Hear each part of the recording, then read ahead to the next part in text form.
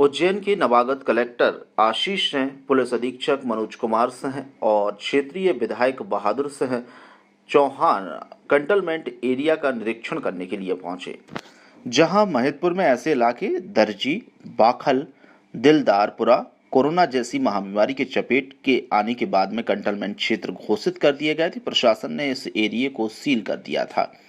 तो वहीं social distancing बनाकर रखें, ऐसा लोगों से अनुरोध किया जा रहा है। महिदपुर की जनता से अनुरोध किया जा रहा है कि लॉकडाउन का पालन करें।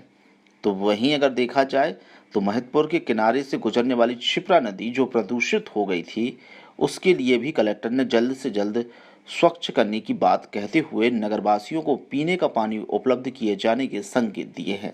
आपको हम बता दें, कोरोना के चलते महिदपुर क्षेत्र में अब तक 6 लोग संक्रमित हो गए हैं, जिनमें 2 लोगों की कोरोना वायरस से मौत हो चुकी है। वहीं 4 लोगों का उपचार उज्जैन में जारी है, जिसमें एक दिव्यांग बच्चा भी शामिल है।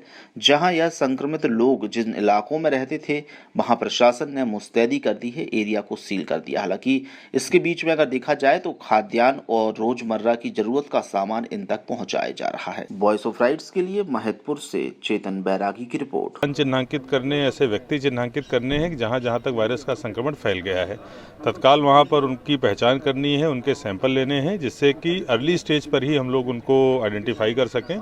इसके माध्यम से हम लोग एक तरफ जो वायरस की चेन है उसको ब्रेक करने का काम करेंगे कि वो दूसरों को संक्रमित नहीं कर पाएंगे। साथ ही चूंकि जल्दी उसकी पहचान हो जाएगी, इसलिए उनका इलाज भी बहुत जल्दी संभव होगा। 8-10 दिनों में वो लोग ठीक होकर अपने घर भी वापस आ पाएंगे।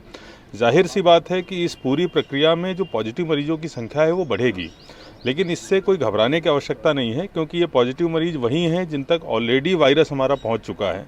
अगर हम इसको छुपाएंगे, दबाएंगे, सैंपल नहीं लेंगे, पॉजिटिव की संख्या जो है वो नहीं बढ़ेगी, तो निश्चित रूप से ये अंदर अंदर संक्रमण फैलता रहेगा, जो आगे बहुत बड़े विस्फोट की स्थिति ले सकता है।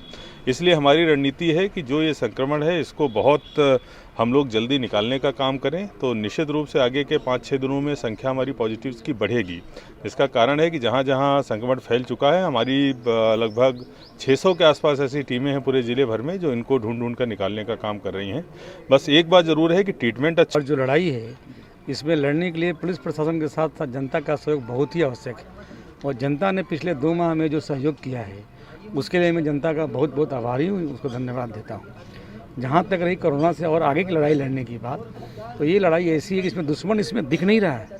ये जंग ऐसा है कि दुश्मन विजिबल ही नहीं है, जो छुपा कहाँ है। उससे लड़ने के लिए सभी को एकजुट होना पड़ेगा। जब दुश्मन दिखता है तो उसकी ताकत का एहसास रहता है।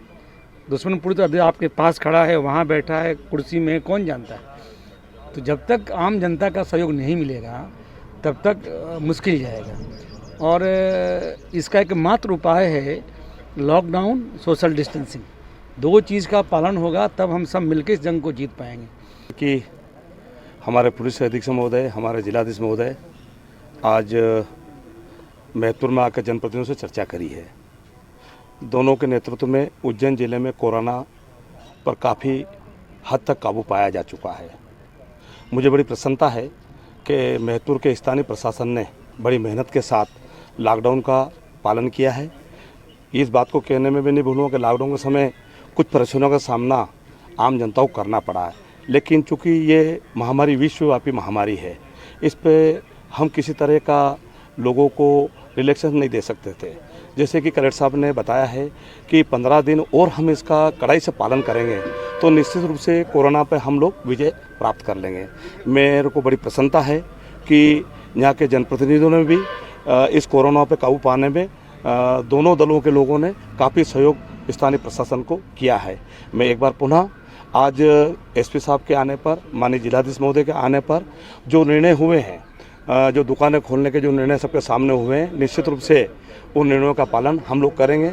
एक कड़ाई से हम लोगों को पालन करना है कि कोई भी जुलूस, किसी भी धर्म के जुलूस नहीं निकलेंगे। कोई भी हाट बाजार, जैसे कि हमारे क्षेत्र में झालडा का बहुत बड़ा हाट लगता है, महिदपुर रोड का बहुत बड़ा हाट लगता है, घोंसला का बहुत बड़ा हाट लगता है, ये हाट का आयोजन नहीं होगा।